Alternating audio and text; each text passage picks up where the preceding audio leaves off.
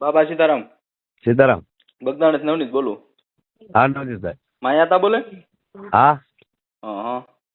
હું એમ કહેતો હતો આપણે યોગેશભાઈની જે જાહેરાત છે, હા યોગેશભાઈ સાગર, હા તો એમાં એવું છે, આની પહેલા મીટિંગ થઈ હતી હા આશ્રમે, ત્યારે ભગવાન દાદા ગુજરાતી જે જૂના ટ્રસ્ટી છે હા એને એવું કીધું કે ભાઈ મેનેજિંગ ટ્રસ્ટી કોઈ નથી અત્યારે, બધા ટ્રસ્ટી છે, મેનેજિંગ કોઈ નિમણૂક નથી થયું.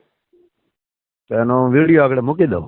હા બરોબર, મેનેજિંગ કોઈ હા. નથી થયું અત્યાર સુધીમાં છે. બરોબર, ના જૂના ના જે ટ્રસ્ટી છે ભગવાન ના દાદાએ હું ખુદ ત્યારે ના પાડી દીધી આપણે કવણાભાઈને.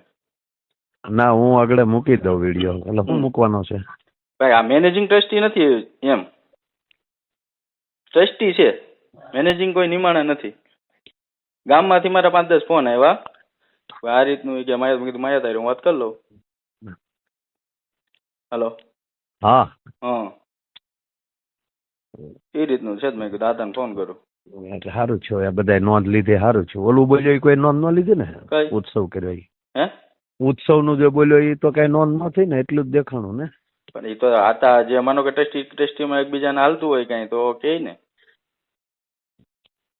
ઉત્સવ નું થયું તો સારું જ છે ને ભાઈ. હાલો એ રીતનો ઉત્સવ કરે છે. ના હું આગળ મોકલી જ દઉં છું. આગળ એ બધું મૂકી દઉં. હા બરોબર. કોઈ કહે તો તમે મારું નામ દેજો. અત્યારે હાલમાં અમે સરપંચ છીએ. બરોબર બગદાણા. હે? કોઈ કહેતું હોય કે આ કોનો ફોન આવ્યો કઈ છે તો મારું નામ આપી દેજો. બોલો ને.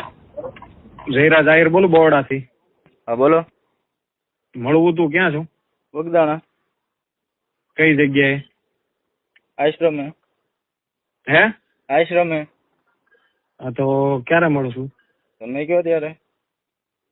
તો વાંધો નહીં, પ્રસંગમાં છું હમણાં આવું, ફોન કરું. હું હતું હું એ રૂબરૂ વાત કરીએ. હો કઈ વાંધો નહીં. હા. અમિતભાઈ ડાયાભાઈ બાલદિયા કોળી, ગામ બગદાણા.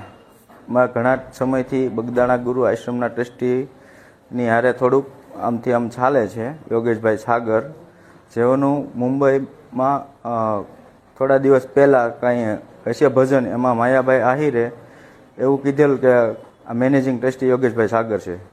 તો અત્યારે હાલમાં કોઈ બગદાણા ગુરુ આશ્રમની અંદર મેનેજિંગ ટ્રસ્ટી નથી. તો મેં આતાને વાત કરી કે આતા આ રીતનું છે કે બગદાણા મેનેજિંગ ટ્રસ્ટી કોઈ છે નહીં. તો આતાએ કીધું કે હું તમને એની માફી ઓલી કરી અને રીલ્સ મોકલી દઉં છું. તો મેં કોઈ એવું એને કીધું નહોતું આતાને કે તમે મને મોકલે, પણ મને આતાએ મોકલી એટલે મેં મારા જાયભાઈઓને મોકલી. પછી બીજા દિવસે એમના દીકરાનો જયરાજભાઈનો ફોન આવ્યો મારામાં કે તું ક્યાં છો ને તને મળવાનું છે. તો મેં કીધું હું બગદાણા છું, આશ્રમે છું, ગમે ત્યારે આવો ત્યારે મળશું. પછી પાછા મારા એક બીજા મિત્ર છે રામભાઈ વાળાકરે, તો એમને મળ્યા. એટલે એમનામાં ફોન આવ્યો કે ભાઈ આ કોણ છે ને શું છે. તો રામભાઈ કીધું કે જાયભાઈ છે, એવું કાંઈ છે નહીં. એનું બધું મને બોલાવ્યો, વાતચીત કરી તો એવું કાંઈ હતું નહીં. પછી આ લોકો રાતે આવ્યા છે ને મારું ટ્રેક્ટર ઊભું રાખ્યું. ટ્રેક્ટર ઊભું રાખી અને ટ્રેક્ટરમાંથી છાવી કાઢી ગયા. મારા છોકરાનો ફોન આવ્યો કે પપ્પા કોઈ આપણા ટ્રેક્ટરમાંથી છાવી કાઢીને ટ્રેક્ટર ઊભું રાખીને અહીંથી વહી ગયા છે. તો હું ત્યાં ગયો તો પછી ગાડી પાછળ એ ગાડી લઈને હતા, વેરના ગાડી હતી, અને એની પાછળ હું ગયો તો પછી એ લોકોએ ગાડી આગળ જવા દીધી. તો પછી પાછળ મારી પાછળ ગાડી આવીને કે તું કેમ અમારી રેકી કરે છે. તો એમાંથી 4 જણા ઉતરી ખાલી એટલું બોલી અને ધોકાને પાઇપે મને મારીને હાથે પગે બધે ઈજા કરી છે. પછી થોડી વારથી કે બીજી સ્વીપ ગાડી આવી તો એમાંથી 4 જણા ઉતર્યા. તો એ લોકોએ ધોકા પાઇપ કાઢી ને મને બધી જગ્યાએ માર્યો છે. અમારા હાથે ફ્રેક્ચર આવ્યું છે, 2 પગ, બે હાથે, પાછળ, કમરના ભાગે બધી જગ્યાએ મને મારેલો છે. ત્યાર પછી અમે અહીંયા હનુમત હોસ્પિટલમાં એડમિટ થયા. પછી સાહેબ બગદાણા પોલીસ સ્ટેશનમાંથી અમે અહીંયા આવ્યા હતા લખવા, એટલે એમાં ફરિયાદ આપી છે. અને અમારા 2 મોબાઈલ તોડી નાખ્યા, મારી 2 વ્હીલ બાઇક તોડી નાખી. અને સાહેબને મારી નમ્ર વિનંતી છે કે આની યોગ્ય તપાસ થાય, આમાં કોણ કોણ પાછળ છે આ કારણની અંદર.